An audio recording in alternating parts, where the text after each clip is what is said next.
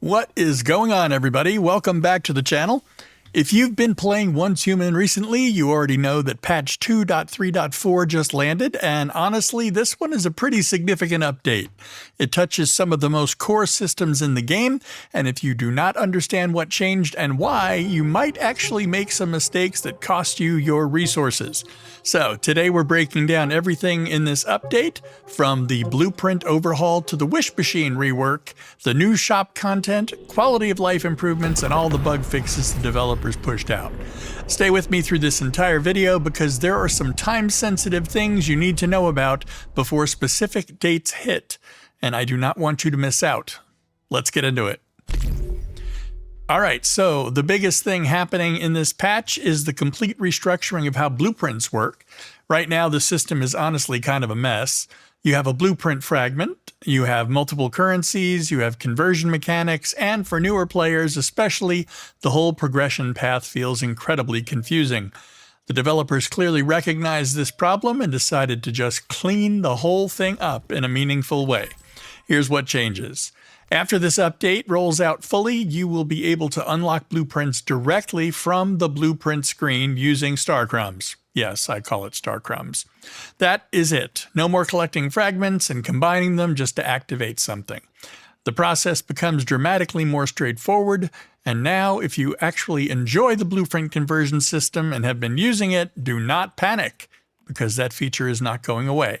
You'll still be able to transfer star levels between blueprints that share the same rarity, so that flexibility will remain intact. The rewards you pick up while exploring the open world are also getting adjusted in a pretty significant way. All those blueprint fragments you use to earn from exploration activities and other wilderness content, those are being swapped out entirely. Instead of getting fragments that you have to then process, the game will just give you the Starchroms directly. The developers are basically cutting out the middleman here, which makes the reward loop feel a lot cleaner and more satisfying. Because blueprints can now be unlocked straight from the blueprint screen with Starchroms, the blueprint shop itself is becoming obsolete and will be removed. This is actually an important heads up for anyone who has been sitting on Starchroms in that shop. If you have anything you want to grab from that shop, you need to spend your Starchroms before the update goes live. Do not sleep on this or you might miss your window. On top of all that, the Stellar Stairway system and Asterism are both being removed from the game. Everything that used to reward you with Asterism crates will now give you Starchrom crates instead. Is that the way it used to be before? Did I miss something? Okay. The monthly cap for earning Starchroms will stay the same, but here is a helpful addition.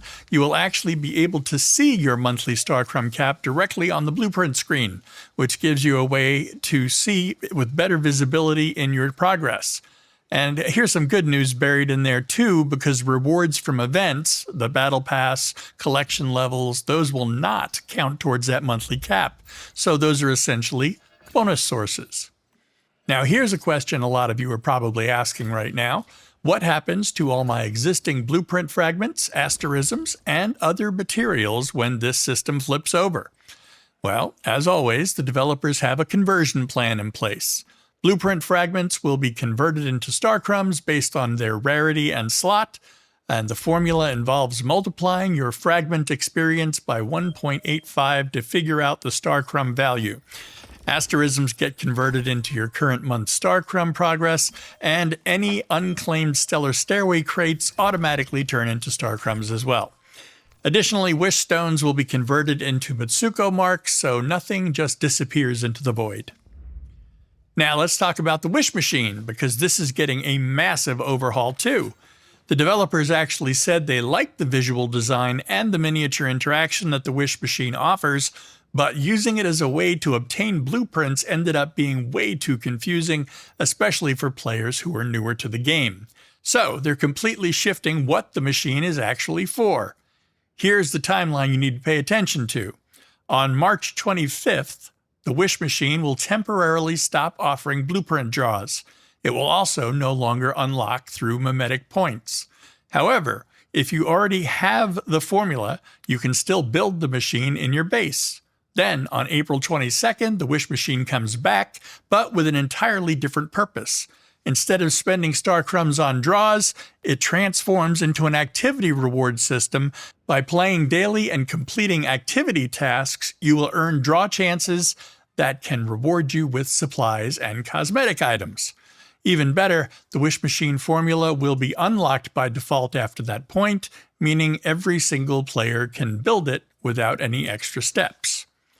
Moving away from the big systems, there are also some solid quality of life improvements coming with this patch.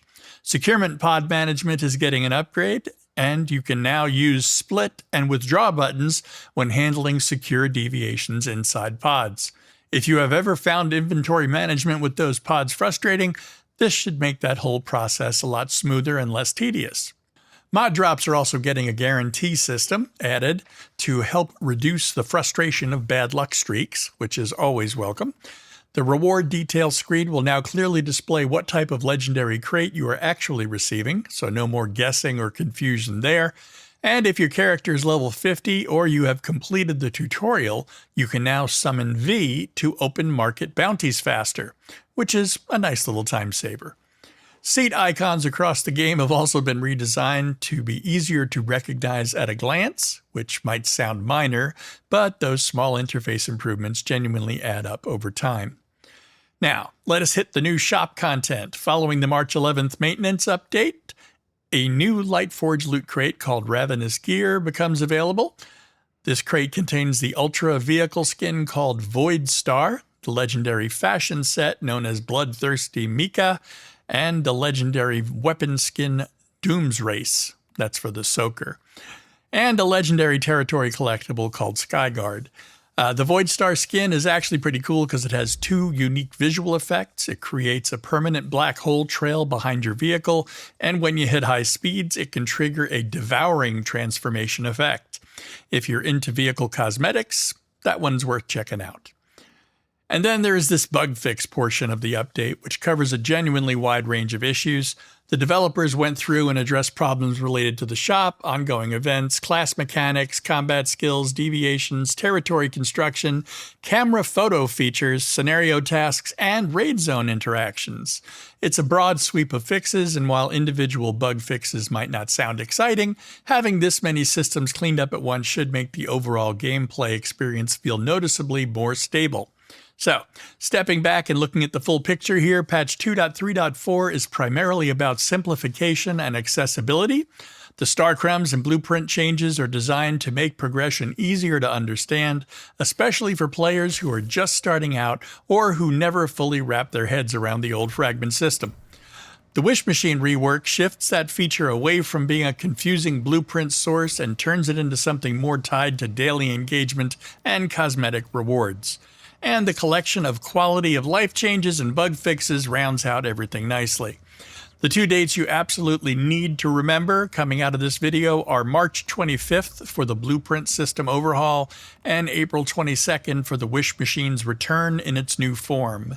These are the moments that will most directly impact how you play and how you build out your character going forward.